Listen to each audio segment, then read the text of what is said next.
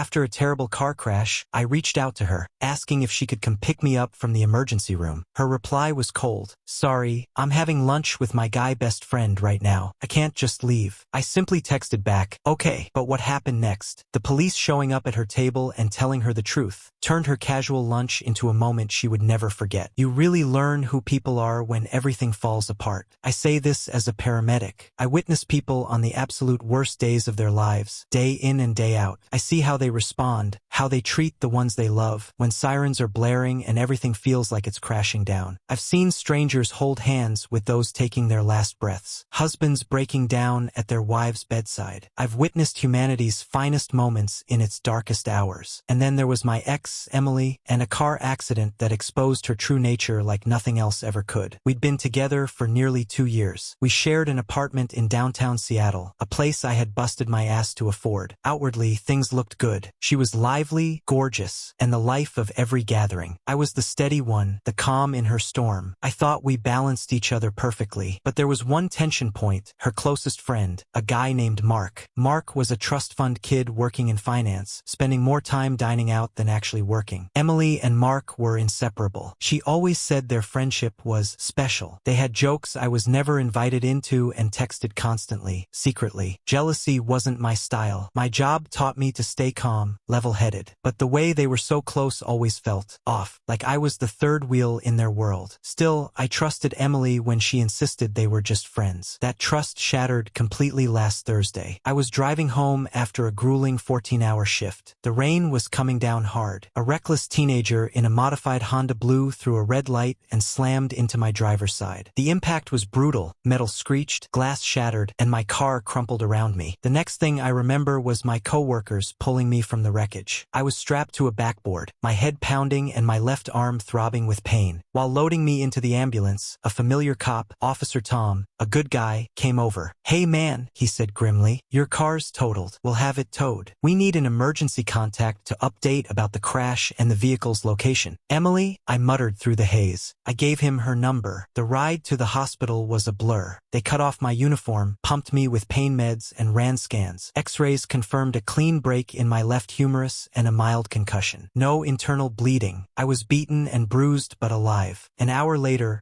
a nurse came in. "We've called Emily a few times," she said. "No answer. Do you have another contact?" My heart dropped. I knew where she was. Tuesday was her long lunch day with Mark. I pulled out my phone, cracked screen and all, and texted her. "Hey, I'm in the ER at Harborview.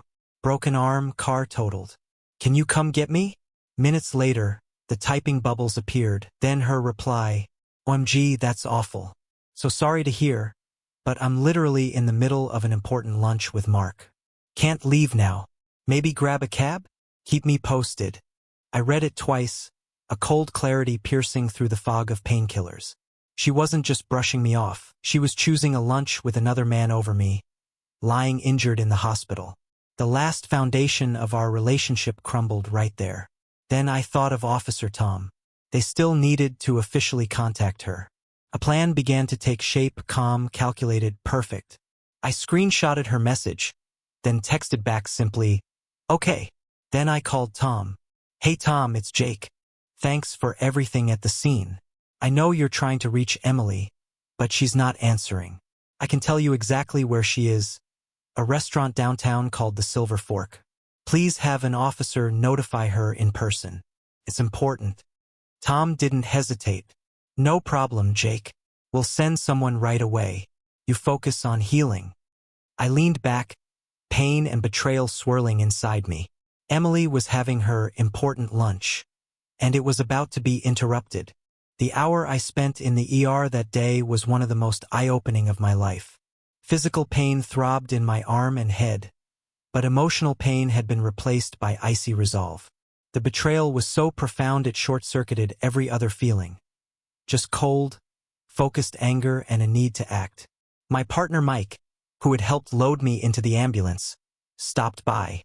"You look like you're ready to start a war," he said, eyeing me. I showed him the text from Emily. His jaw tightened. "No way.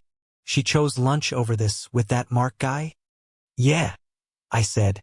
So I had the cops go to her lunch to deliver the official notice. Mike whistled low. That's savage and brilliant.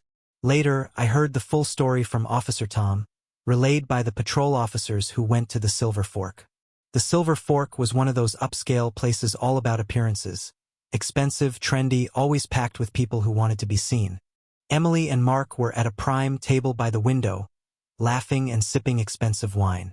The officers walked in, and the room went quiet. Cops don't just drop by fancy restaurants for no reason. They made their way through the dining room, eyes scanning every table until they stopped right at Emily and Mark. The taller officer looked directly at Emily. "Ma'am, are you Emily Collins?" She looked confused, annoyed. "Yes, officer. Is there a problem?" "We're here regarding a major car accident involving your partner, Mr. Jake Miller," the officer said firmly. "He was transported by ambulance to Harborview Medical with serious injuries. His vehicle was totaled. We've been trying to reach you for 2 hours. Since you're listed as his emergency contact, we need to officially notify you and inform you to coordinate the towing and retrieval of personal items." The color drained from Emily's face. Mark froze mid-sip. The officer's words weren't an accusation, just cold facts. Accident, serious injury, totaled car, emergency contact. But everyone in the restaurant understood the implication. A man lay injured in the hospital, and his emergency contact was having an indulgent lunch with another man, unreachable. Mark looked at Emily with a new expression. Disbelief, perhaps even shame. The charming lunch companion had vanished, replaced by a stranger witnessing a brutal truth. The officers finished and left as quietly as they'd arrived, leaving behind stunned diners, half-eaten meals, and a shattered reputation. Her important lunch was officially over. After discharge, my sister came to get me. She was my real emergency contact all along.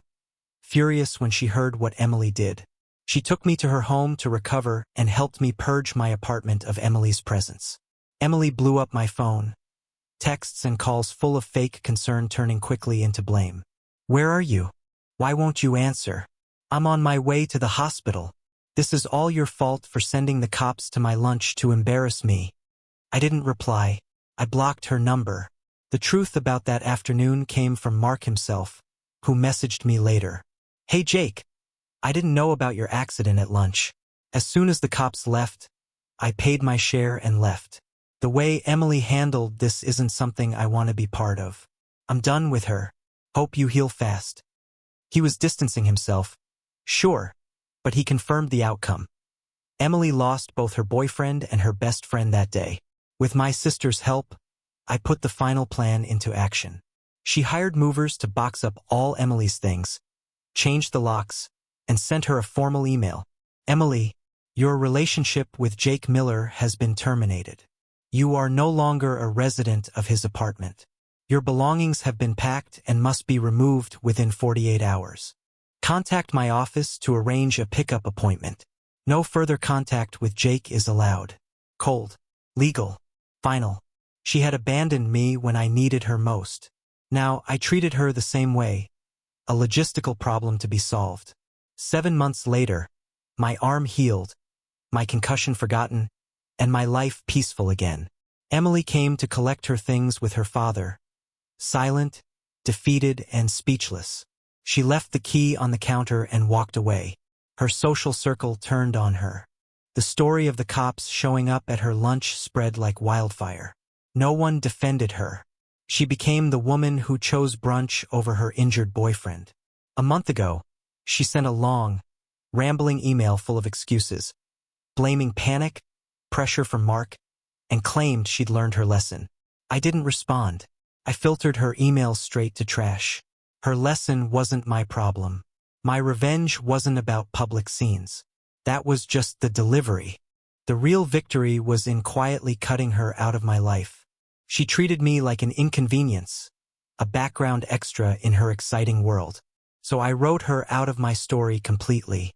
I took back the life I built, the stability she scorned, and made it mine again, fully and without hesitation.